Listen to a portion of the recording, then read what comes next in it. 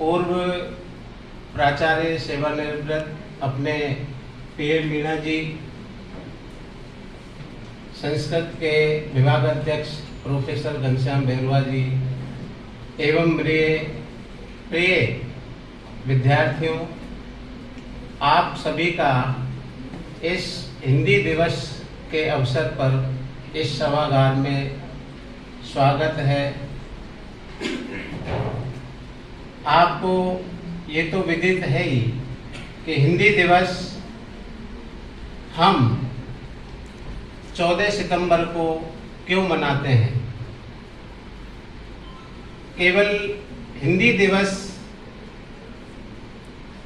ही है जिसे हम एक दिन मनाते हैं और दूसरे दिन विस्मृत कर देते हैं, क्योंकि हमें अपनी जो भाषा है उस पर गर्व होना चाहिए। आप लोग ना तो हिंदी शुद्ध बोलने का प्रयास करते हो, ना सीखना चाहते हो कि आप अपना जो प्रिय विषय है, ज़्यादातर अपने जो छात्राएं हैं कॉलेज में, उन्होंने 90% सभी ने हिंदी लिया है और ये हर वर्ष होता है, लेकिन आप उसके प्रति अपनी विशेष रुचि कैसे पैदा करें। आप सभी का पुनः स्वागत। धन्यवाद।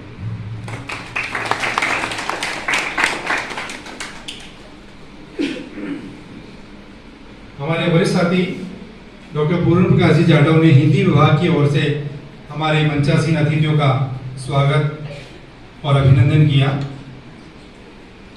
सर ने जिस लहजे में अपनी शिकायत आप लोगों के साथ दर्ज की, आज के दैनिक भास्कर में भी ये था कि माध्यमिक शिक्षा बोर्ड में जो है पिछले 5 सालों में हिंदी साहित्य जो विषय ले, महाराष्ट्र से तिलक और सावरकर, तो हम देखते हैं कि हिंदी को संपर्क भाषा, हिंदी को राजभाषा, हिंदी को स्वाधीनता आंदोलन की एक कड़ी बनाने की जो पहल की, वो हिंदी पट्टी के लोगों ने नहीं की। वो हिंदी से इतर भाषी जो लोग थे, बंगाल के लोग थे, महाराष्ट्र के लोग थे, गुजरात के लोग थे, उन लोगों ने इस मांग को जोर शोर से उठाया।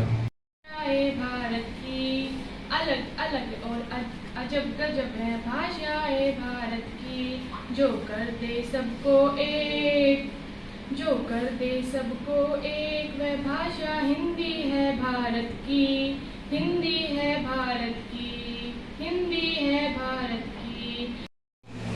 वो इसलिए है कि हमको थोड़ा सा संकट भाषाओं का, कुछ तो हमारी देश की भाषाओं से है और जो दूसरा संकट है वो अंग्रेजी से है, क्योंकि अंग्रेजी के माध्यम से हम रोजगार को प्रमुखता मानते हैं और हिंदी में रोजगार का संकट है। संस्कृत की बात सर ने बताई, मैं संस्कृत का विद्यार्थी हूँ।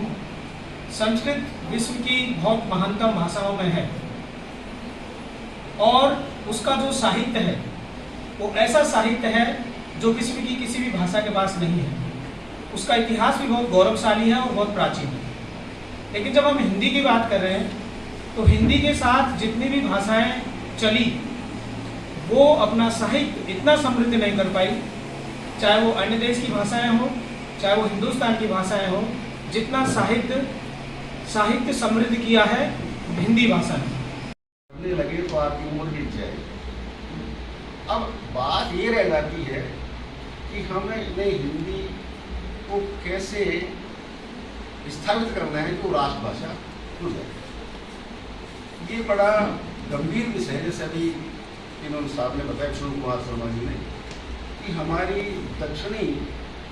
दक्षिणी राज्य वो पूर्वांचल के राज्य इसमें अड़ंगा लगाते हैं, जो कि उनकी अपनी भाषाओं का समृद्ध साहित्य, चाहे वो तेलुगु है, मलयालम है, उड़िया है, उनका अपना इतिहास है और उनका अपना साहित्य है, और वो हिंदी से या उर्दू से या अंग्रेजी से पुरातन है।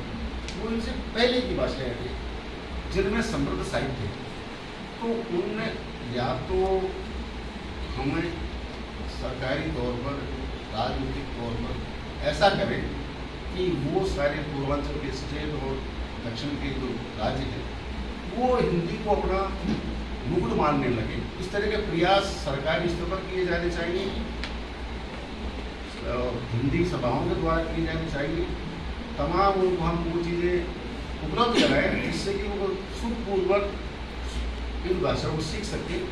उनको वो सुविधाएं दिलाई जाएं वहाँ के विद्यार्थियों को जो हिंदी की तरफ वो आकर्षित हो। वो संस्कृत से आ रही है।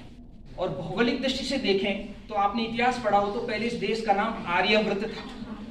और आर्यव्रत कहते थे पाकिस्तान से लेकर के अपने जो उत्तर भारत है उसको पूरे को आर्यव्रत कहते थे। और इसी में जो भाषा बोली जाती थी वो भाषा ही हमेशा इस देश की राजभाषा या प्रमुख भाषा रही। पहले राजभाषा शब्द तो नहीं था लेकिन प्रमुख भाषा रही। कोई जमाने में संस्कृत इस क्षेत्र में बोली जाती थी तो संस्कृत का ही प्राधान्य था। उसके बाद पाली का प्राधान्य हुआ, उसके बाद प्राकृत आई और उसके बाद अपभ्रंश आई। और उसका स्थान जो है अपभ्रंश से जो निकल करके जो जगह ली है वो हिंदी ने ली है। अर्थात भारत की भारतीय भाषाओं की इतिहास में हम देखें तो आर्यावर्त में बोली जाने वाली भाषा ही इस देश की भाषाओं का नेतृत्व करती है। ये एक ऐतिहासिक दृष्टि से प्रमाणित बात है। और इसी दृष्टि से हिंदी जो है, क्योंकि आर्यावर्त में बोली जाती है, हिंदी आज भारतीय भाषाओं का नेतृत्व कर रही है। और जैसा कि आप लोगों ने सुन लिया कि 14 सितंबर 1949 को इसको राजभाषा का दर्जा मिला, लेकिन उस समय भी कड़ी प्रतियोगिता में मिला। यानी जो वोट डले ने हिंदी और उसके पक्ष में अंग्रेजी में, उसमें बराबर बराबर मत आए। फिर उस सौभाग्य से उस दिन जो सभा की अध्यक्षता कर रहे थे डॉक्टर राजेंद्र, हाँ, तो अध्यक्ष जो थे उन्होंने अपना मत, जिसको निर्णायक मत कहते हैं, वो हिंदी के पक्ष में देकर के हिंदी को राजभाषा बनाया। तो आज से भी ज्यादा कठिन स्थिति उस समय थी जब हिंदी ने जन्म लिया राजभाषा के रूप में। अब आप देखिए कि आज हिंदी की स्थिति परिस्थिति क्या है कि आज हिंदी जो है, बाद में इसकी चुनौतियों पर भी मैं आऊंगा, जो भी पीएम सर बात कर रहे थे, जो चुनौतियां उन पर भी बात करेंगे कि हिंदी जो है आज भारत के बाहर कम से कम 200 विश्वविद्यालयों में एक विषय के रूप में पढ़ाई जाती है। और यदि देशों की दृष्टि से विभाजित करें तो भारत के बाहर तो अपन देखते हैं तो भारत के जो प्रतिवेशी देश हैं, इसके आसपास के देश हैं, लगभग 14 देश हैं, जैसे भूटान है, श्रीलंका है, नेपाल है, चीन है, इन देशों में म्यांमार है, इनमें हिंदी खूब बोली और समझी जाती है। भारत की बाहर की बात कर रहे हैं। इसके अलावा वो 6 देश जहां यहाँ के लोग वहां जाकर के उस समय बस गए, जिसको भारतीय उपमहाद्वीप कहते हैं, जैसे फिजी है, मॉरिशस है, त्रिनिदाद है, गुयाना है, इनमें हिंदी जो है खूब बोली जाती है।